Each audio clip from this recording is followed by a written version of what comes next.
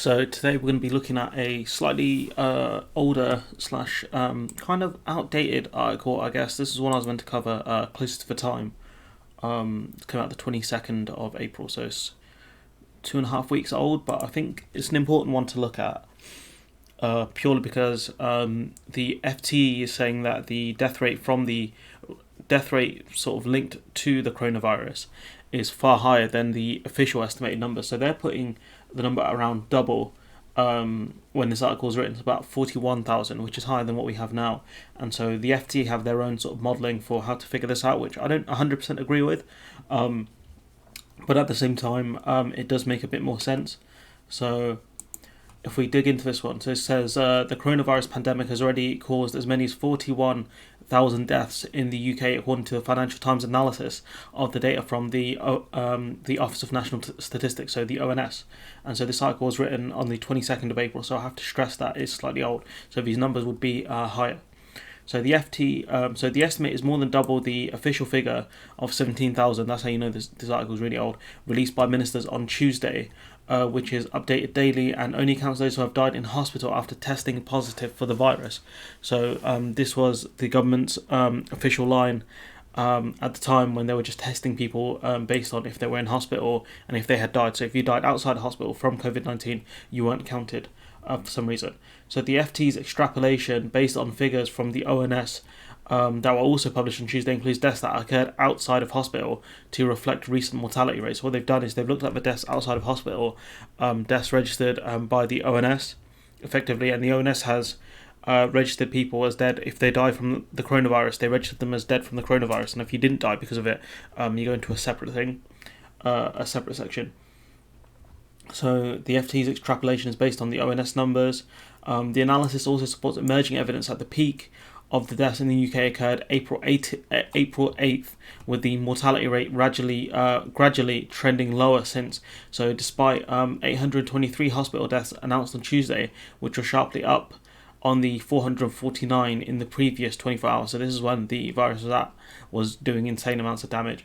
The ONS data showed that deaths registered in the week ending in April 10th. So let's have a look at that. So that was a month ago.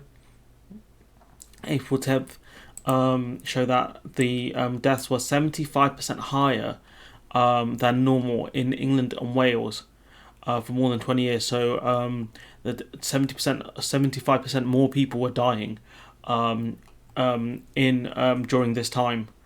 I think that's what this means. I guess maybe I should avoid doing statistical analysis videos because it's not my area of expertise, but I think you kind of get the gist of what I'm saying. So there were 18,000 deaths registered during that period, with the most recent 5-year average of 10,000 for the same week of that year. So they're just registering 1 week of the year, and there were 8,000 more deaths, which is crazy. And there were similar patterns in Scotland and Northern Ireland. They register. They have separate agencies, I think, registering everything. Nick Stripe, head of life at the ONS, said the figure was unprecedented, especially as the weather had been sunny and warm in the run-up to the Easter weekend. So I think that might have been a problem with people going out more because the weather was good, depending on how you look at things. He added that because the week included Good Friday, when registrations were much lower than on a normal working day, the ONS numbers were also conservatively at least 2,000 too low. So because of the holidays, it took longer for deaths to actually be registered, and that's why the ONS figures at the time would have been slightly off. So the number of deaths in the UK has moved from running at below long-term averages to well above them as a result of the pandemic. Excess deaths from all causes stand 16,952 above the seasonal average across the UK since fatalities from COVID-19, the death caused by the virus, began to mount in mid-March. So the all-cause excess mortality figure is recognised as the best measure of the death toll linked to the pandemic. So yeah, I'm not sure, but then again, we're not testing enough people, so I guess maybe in this case it is, or it was. So, God. David Spiegelhalter, the Winton Professor of Public Understanding of Risk at Cambridge University, said it was the only unbiased comparison given the problems measuring deaths and their causes. So, so he's a Professor of Public Understanding of Risk at Cambridge. So I guess if he's saying it, then I guess it holds a lot more weight. So that the FT's model was the best model for doing it. for measuring things, but because of the lag in collating the data, the ONS figures published for the period April 10th are significantly out of date, and they're based on registrations received by the statistical office, which on average arrive 4 days after the actual date of a death. And so that puts the ONS figures slightly in doubt because they take so long to actually come in, which is not their fault. In fairness, it does take time. So FT, so this is the daily announced hospital deaths. I think this is the government number here, and this is the FT's modelling. So you can see it's far higher, and that's April 21st. It goes up to as well, and obviously we're in that was 3 weeks ago. So the FT's analysis has extrapolated these figures using the latest trends in the hospital's daily death. In the daily hospital deaths, assuming the relationship between these and total excess deaths remains stable, as it has so far during the course of the pandemic. Using this calculation, a conservative estimate of UK deaths by April 21st was 41,000. So the FT are arguing that the death rate has hit 41,000 in April, which is crazy given that the UK is over 30,000, and that's only recently that we hit that number. I don't think we've ever seen such a this is from the Carl Hannigan. This is what is he? Professor of evidence-based medicine at Oxford University.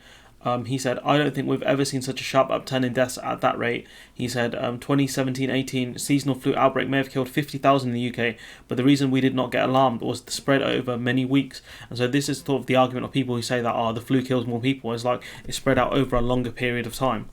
It shows that argument is a load of rubbish. So the ONS data showed that deaths at home and in care homes had also jumped sharply during the pandemic. In the week ending in April 10th, deaths in care homes reached 4,927, more than double of the 2,471 figure earlier. So if we look at these numbers, I know they're outdated, but it's important. So most of the deaths happening in hospitals, and then you see care homes and homes being second, and other just topping the list.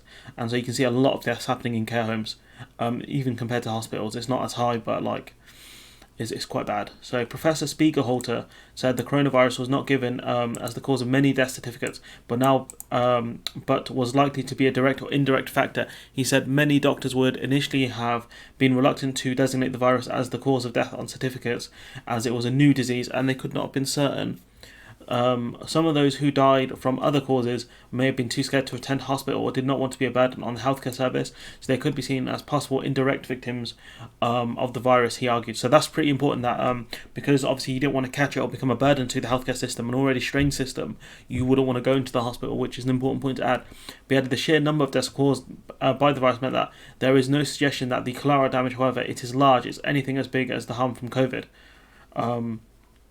So I think he's trying to argue that the people who stayed at home to not be a burden were collateral damage, however large it is anything like... I'm not sure what he's trying to say that actually. If you can figure that out, then let me know. The ONS said on Tuesday that it had asked Public Health to England to investigate why care home deaths were rising so sharply. And so unprecedented death in weekly registrations. So you see 2020 is extremely high, and that let's have a look. 2019 it's there. That's quite high as well, to be fair. And so we've got a bit more talking about the ONS data. Sad and shocking. Ian Hudsmith, chairman of the local government community.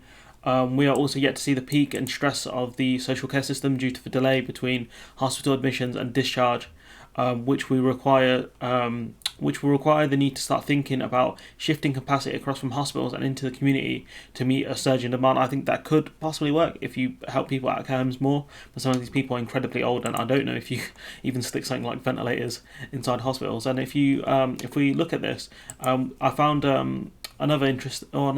sad story about a lady who was they didn't admit her to hospital. She had a broken clavicle, I think it was, and she had suspected coronavirus. So if we jump to the video, so hopefully make sure this is loud enough.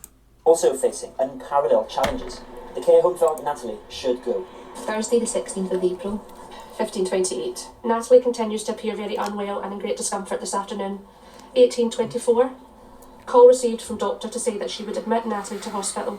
She called the hospital and call back stated that the hospital had refused to admit Natalie for pain relief and rehydration. West Takers Care Home say Natalie Wilson was not readmitted to hospital. So she was originally admitted to hospital because of her broken clavicle, I think it was, or broken arm, and the hospital. So they looked after her. They discharged her very quickly, extremely quickly, and her pain management was all over the place, and that she needed further help, and she had suspected coronavirus, but the hospital refused to admit her. What do you expect to happen? We certainly hoped that she would be admitted. You know, the GP agreed with us. She should have been admitted to hospital. She tried everything she could, but the answer when she came back was they weren't going to take her in. She wasn't to be admitted. And I understand that COVID's in the hospitals and Natalie had been a suspected case, but she should still have been treated. What do you believe the consequences were of her not being admitted to hospital? She died. And so that's it's pretty haunting, to be honest. And so I don't know how in the stats they would what would they say that she died of? Was it coronavirus? Because obviously this story came out 24th of April as well. Time's flown really quickly. But yeah, I do wonder what her death would be covered as. Would it be suspected coronavirus? Would the government have actually covered that in the death statistics? I don't think they would have done. Because they only just started recently putting on deaths from coronavirus outside of hospitals into their official numbers. Obviously, ONS have done it separately. And so, on that note, I think I'm going to leave it there. Tell me what you guys think in the comments, and hopefully I'll see you in the next one.